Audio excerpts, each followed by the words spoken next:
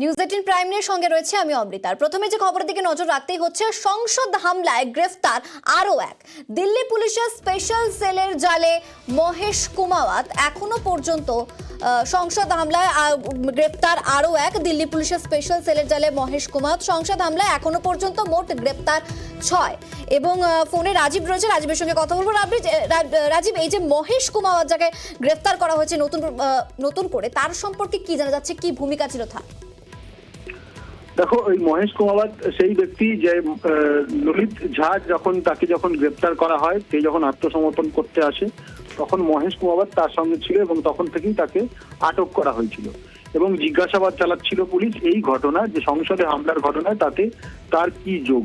তাতে যেটুকু পুলিশ সূত্রে জানা যাচ্ছে তা হলো এই মহেশ কুমাওয়াত ললিত ঝা এবং অন্যান্যদের আশ্রয় দিয়েছিল, অর্থাৎ তাদের মধ্যে যোগাযোগ ছিলই। তাকে রাজস্থানে ললিত ঝাকে যখন দিল্লি পুলিশ খুঁজছে, তখন এই মহেশ কুমাওয়াতদের আশ্রয়ই ছিল ললিত ঝা। অতএব ললিত ঝাকে লুকিয়ে রাখার বিষয়ে কিন্তু এই মহেশ ঝা জড়িত, আর সেই কারণেই মহেশ ঝার কাছ থেকে আরো কিছু তথ্য সংগ্রহ করা প্রয়োজন বলে মনে করছে পুলিশ, তাকে গ্রেপ্তার করা হয়েছে।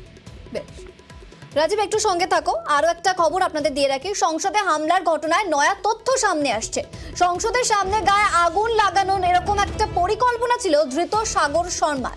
এই আত্মহত্যার নাটকের জন্য অনলাইনে দাহ্য পদার্থ কিনতে চেয়েছিলেন এই সাগর শর্মা। এই সাগর শর্মা, তাকে জেরা করে কি কি তথ্য সামনে আসছে সেটাও জানার চেষ্টা করবো। রাজীব রয়েছে ফোনে। রাজীব, দেখো, সাগর শর্মা সেদিন সংসদে লোকসভার যে দর্শক আসন, সেই দর্শক আসনে পৌঁছে গিয়েছিল স্মোক ক্যান নিয়ে জুতোর ভেতরে, এবং তার সঙ্গে ছিল মনোরঞ্জন ডি। সেই দর্শক আসন থেকে ঝাঁপ দেওয়া এবং তারপরে সেখানে স্মোক ক্যান ফাটানো, এই ঘটনা আমরা সবাই দেখেছি। কিন্তু তাদের পরিকল্পনা আরো ছিল, যেটা জানা যাচ্ছে যে দিল্লি পুলিশ জিজ্ঞাসাবাদ করে জানতে পেরেছে যে তারা গায়ে আগুন লাগানোর পরিকল্পনা করেছিলেন এবং গায়ে আগুন লাগানোর পরিকল্পনা একেবারে শেষ মুহূর্তে গিয়ে বাতিল করতে হয়, তার কারণ যে বিশেষ কেমিক্যাল গায়ে মেখে আগুন লাগানোর পরিকল্পনা ছিল, সেই কেমিক্যালটি অনলাইনে কেনা হয়ে ওঠেনি। এবং সেক্ষেত্রে এই পরিকল্পনা ছিল যে গায়ে আগুন লাগবে, তাতে ভিডিও উঠবে, ছবি উঠবে, প্রতিবাদ করা যাবে, চিৎকার হবে, কিন্তু তাতে তার কোনো ক্ষতি হবে না, কারণ কেমিক্যালটি বিশেষ এক ধরনের কেমিক্যাল। শেষ মুহূর্তে সেই জেল কেমিক্যাল কিনতে না পেরেই কিন্তু এই স্মোক ক্যানের উপর ভরসা রাখতে হয়েছিল এদের, এবং সেই কারণেই তারপরে তাদের এই পুলিশের হাতে ধরা পড়া এবং তারপরে জিজ্ঞাসাবাদে এই তথ্য উঠে আসা।